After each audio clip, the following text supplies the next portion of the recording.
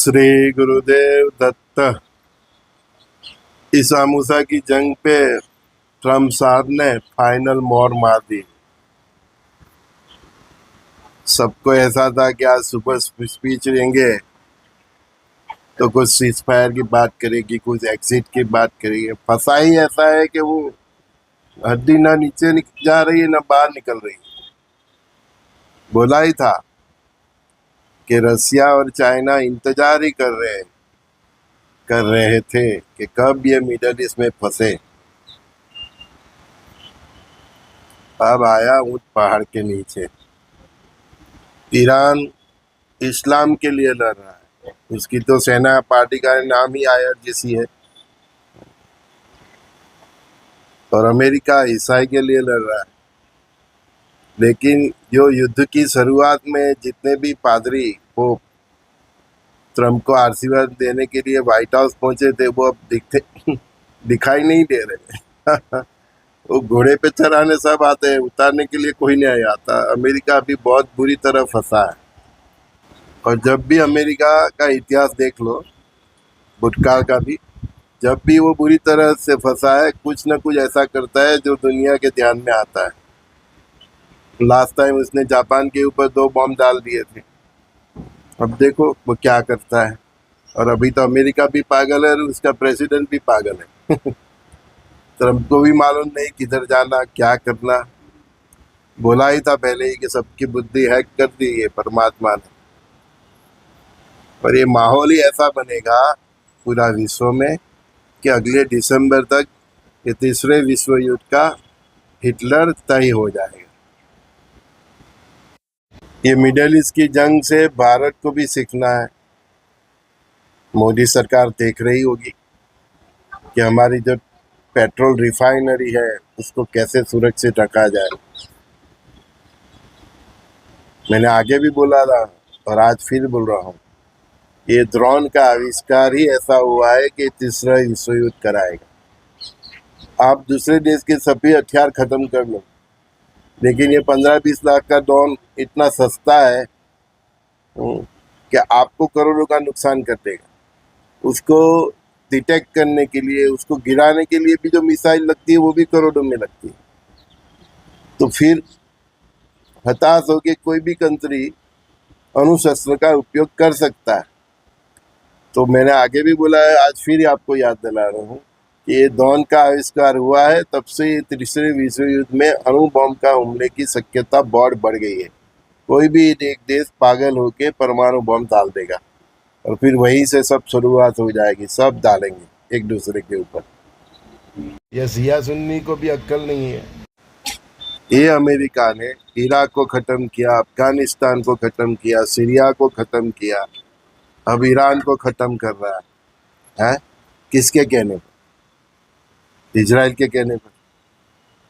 अब इसके बाद किसकी बारी है? तुर्की की, पाकिस्तान की। नहीं समझेंगे और शिया सुन्नी लड़ते रहेंगे तो ऐसे ही खत्म कर देगा ये घोड़े लोग आपको। याद करोगे मेरी बात।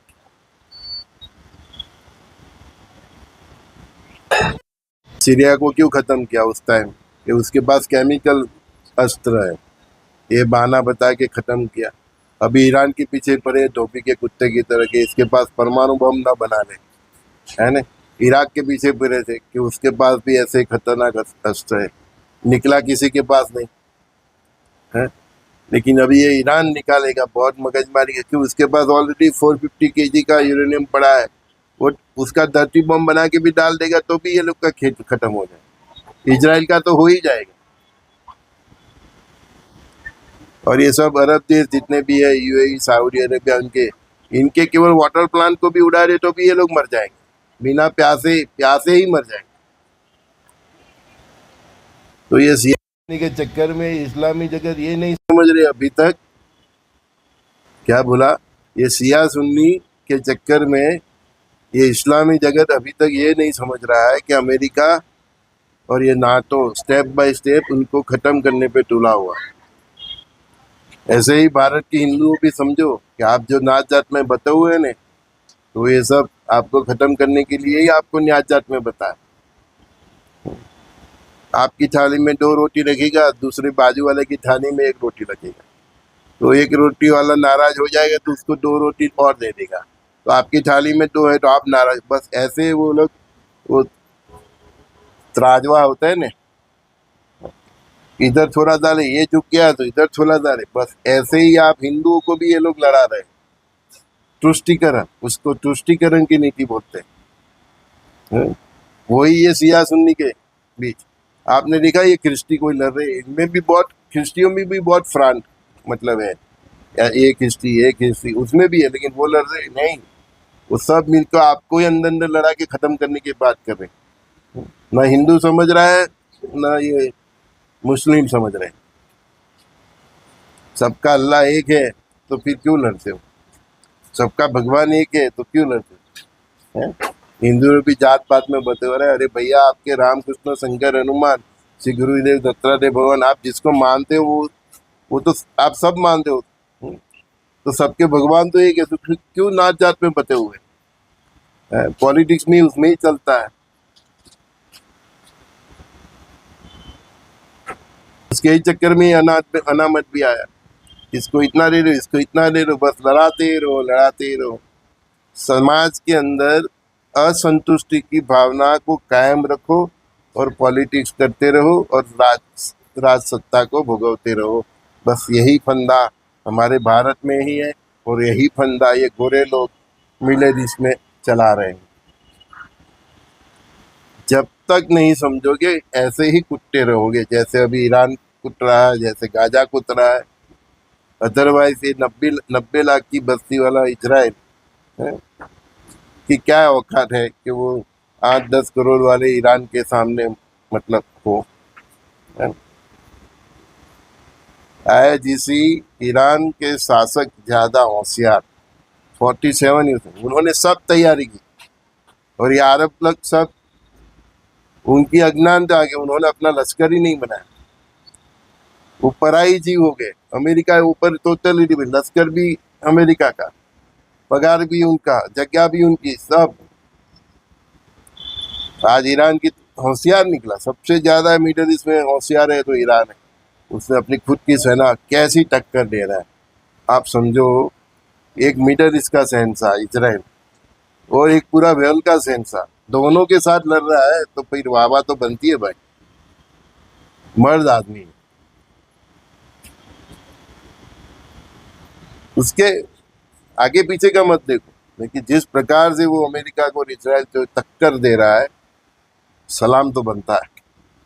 उनसे अरब लोग को सीखना चाहिए था कि अपनी भी ऐसी, पैसा तो इनके पास भी बहुत था, पेट्रोल और गैस तो सबको परमात्मा ने दी है, लेकिन ये लोग पावरफुल नहीं बने।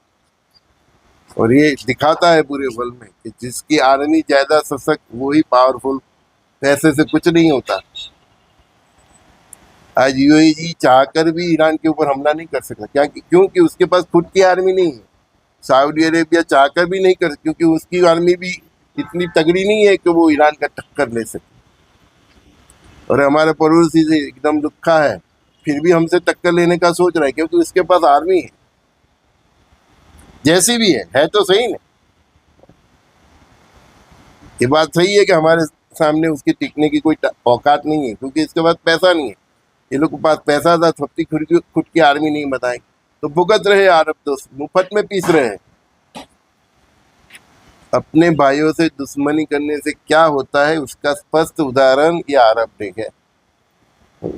इनको पहले अपना सिया सुन्नी का झगड़ा मिटा देना चाहिए, लेकिन ये मिटा नहीं देंगे। ये गोरे लोग आपको लड़ाते ही रहेंगे, जैसे हम हिंदुओं में भाईचारा की बात करते हैं, लेकिन फिर भी नहीं होता। नाच जात का भेद हम कितने बते बते है ना, ये सिख है, ये जैन है, ये बुद्धिस्ट है। अरे एक ही समाज होता है, वैष्णव होता है तो उसमें भी कितने होते हैं, मोड वणिक होते हैं तो उसमें भी कितने होते हैं, भरूच का है, सूरत का है, अहमदाबाद, इतने फाता, इतने मतलब इतनी गहराई है कि उसमें हिंदू तो दिखता ही नहीं, बस एक मकोड़ी का जाल है, इतने बट गए हैं। जबकि सबके रामकृष्ण शंकर हनुमान एक ही है, और संतों भी ऐसे कोई नहीं आया कि ये सबको मतलब एक करे।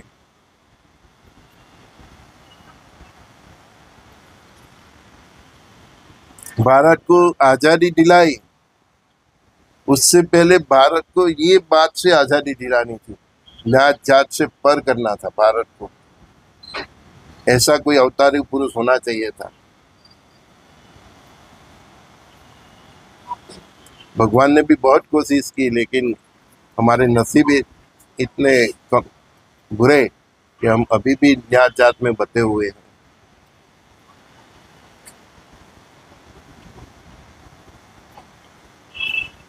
मैं जब गाता हूँ इधर राम कृष्ण शंकर हनुमान श्री गुरुदेव दत्तात्रेय भगवान, तो आप सब सुनते हो ना। आप सबके राम कृष्ण शंकर हनुमान हैं, तो फिर हम क्यों बते हुए? सोचो, ये जहर जो आपके दिमाग में डालते हैं ना, वही आपके ऊपर शासन करते हैं, चाहे वो कोई गुरु भी क्यों ना। बातों और राज करो, ये अंग्रेज जमाने की फिलोसॉफी है। उन्होंने पूरे इस्लाम जगत को बांट दिया और ये अरबी को, अरब जगत को अय्यासी में ऐसा डाल दिया, सब कुछ मैं देख लूंगा, तुम बस जलसा करो। तो आज इतने पैसे वाले होके भी अरब देश निकम्मे हैं,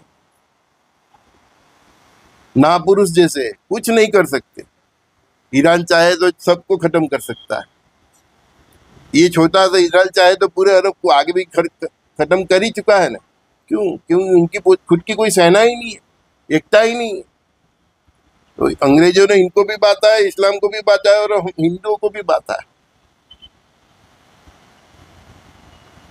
ये 90 लाख यहूदी है, उसमें कोई है कि मैं यहाँ का यहूदी, मैं यहाँ का यहूदी?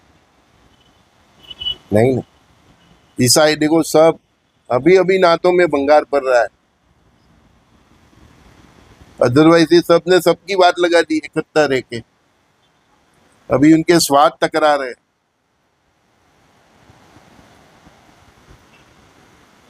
अगर चाइना ने, लगता मुझे यही है कि चाइना ये शिया सुन्नी को एक कर देगा, तभी तो परमात्मा की वाणी सच होगी, आगे चलेगी मुगल की सेना, पीछे चीन की सेना। तो ये क्रेडिट, ये बेनिफिट चाइना ले जाएगा, ये शिया सुन्नी को एक कर देगा।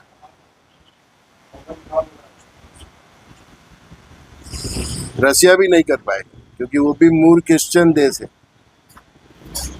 सो वो भी नहीं करेगा। चाइना करेगा, आगे देख लेना।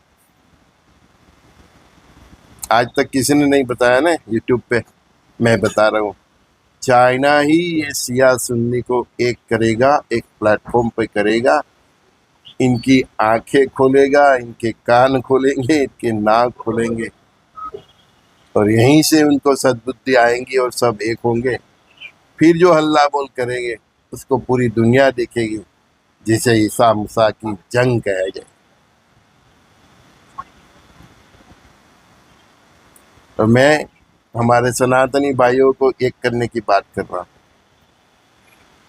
कि राम कृष्ण शंकर हनुमान तुम्हारे भी है, मेरे भी है, तो हमारे बीच में अंतर क्यों? सोचो, आज का ये वीडियो सुनने के बाद भी सोचना। ये छोटा, ये अछूत है। कई बार तो हम दूसरे को छूने से भी डरते हैं। इतनी मानसिकता हमारी क्यों है? तुम कोई महापुरुष हो कि तुमको कोई स्पर्श करेगा तो तुम्हारी पवित्रता खत्म हो जाएगी। और मैंने तो ऐसे ऐसे महापुरुषों देखा है? महापुरुषों तो आभर छेद से भी पर हो जाते, वो छूत अछूत से पर हो जाते, तभी तो महापुरुष बनते। तो आप उससे भी पर हो क्या? आप महापुरुष के महापुरुष हो क्या? महापुरुष को तो कोई छूते हैं तो भी उसको कोई फर्क नहीं पड़ता, वो छूत अछूत से पर हो जाते, परमहंस बन जाते, उसको कोई फर्क नहीं पड़ता, कोई इसके छुए ना छुए, कोई छूत अछूत से पर हो जाता। तो आप तो महापुरुष से भी पर हो गए हैं। हम कई बार देखते हैं इंडिया में कोई छोटी जाति का है तो उसको बड़ी जाति वाला मारता है, पीटता है, तू इधर क्यों आया, इधर क्यों घुसा है? हमारे गुजरात में तो हम देख रहे हैं शादी ब्याह में भी दंगे होते हैं, कोई ऐसे लव मैरिज कर दिया, ये सब है। हम इसमें से ही बाहर नहीं आते। इसीलिए हम हिंदू इतने इतने टुकड़े में बांटे हैं कि हमारी ताकत इतनी गहरी है। कम से कम हम 175 CR पॉपुलेशन है, फिर भी हमारी ताकत दिखती नहीं। और हम राम कृष्ण शंकर हनुमान सब हमारे देव एक ही है, नव दुर्गा भी हमारी है, 64 योगिनी भी हम सबकी एक ही है। फिर भी क्यों बते, बस ये बात ही न जाने कल की रुद्र भगवान ही समझाएगा। हम लोग तो बहुत कोशिश की समझाने की, इसके ऊपर भी कोई विवाद इसको अब कमेंट करेगा, क्योंकि समझना ही नहीं है। इतना विवाद क्यों खड़ा करते हैं जात पात के लिए, कि तलवारें उछलने लगती है, खून खराबा हो जाता है। हमारे गुरु महाराज तो ऐसा बोलते थे कि बिल्ली के मुंह में चूहा आ गया तो फिर उसको टोकना ही नहीं।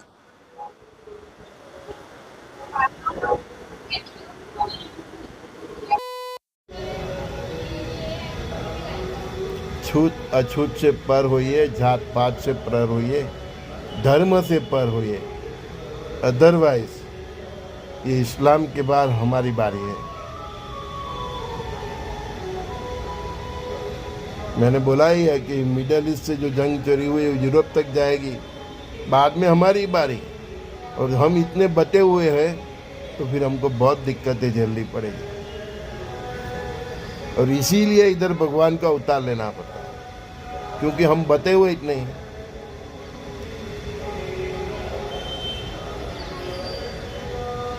हमको आज़ादी भी तभी मिली जब हमको सबको एक साथ लेके आने वाले महापुरुष आए, सरदार वल्लभ भाई, ये सब लोकमान्य तिलक, ऐसे कई महापुरुष आए जो हम सबको साथ में लेके चल पड़े। अदरवाइज आज़ादी भी मुश्किल ही थी, क्योंकि हम इतने बांटे हुए हैं, इतने बटे हुए। अभी आगे भी हमको सबको एक करने के लिए कल की रुद्र भगवान को कुछ न कुछ करना पड़ेगा। हमारी कोशिश तो छोटी पड़ रही, छोटी ही पड़ रही ने, बहुत कोशिश करते हैं। मुझे मिलने आते तो भी अब बताते मैं ये हूँ वो हूँ। अरे भाई, तू इंसान ही है, तू राम कृष्ण शंकर हनुमान को मानता है, मेरे लिए बस इतना ही काफ़ी है।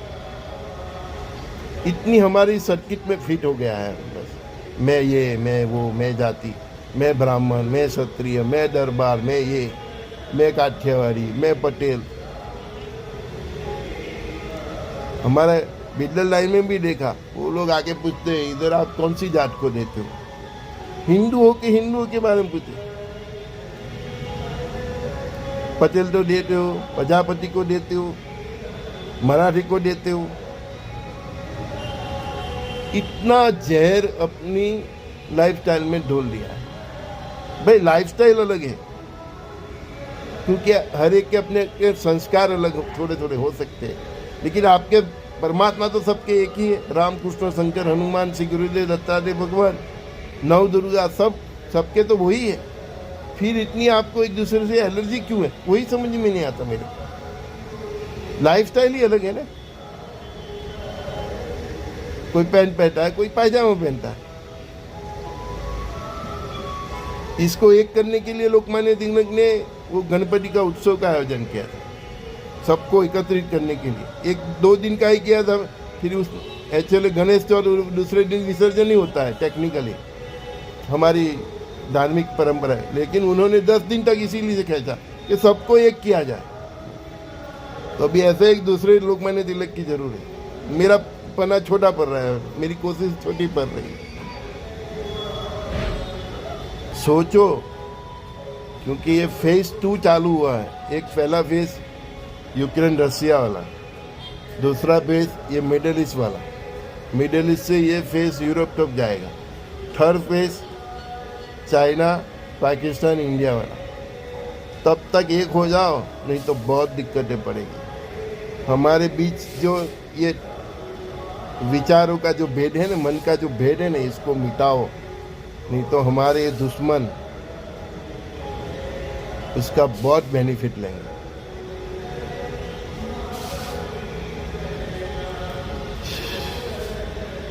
परमात्मा तू ही समझा, मैं तो अभी मेरे पास तो शब्द भी कम पड़ जाते हैं, कैसे समझाओ। मेरे को तो समझ में ही नहीं आता कि तू सबके लिए एक है, तू ही राम है, तू ही कृष्ण है, तू ही शंकर है, तू ही हनुमान है।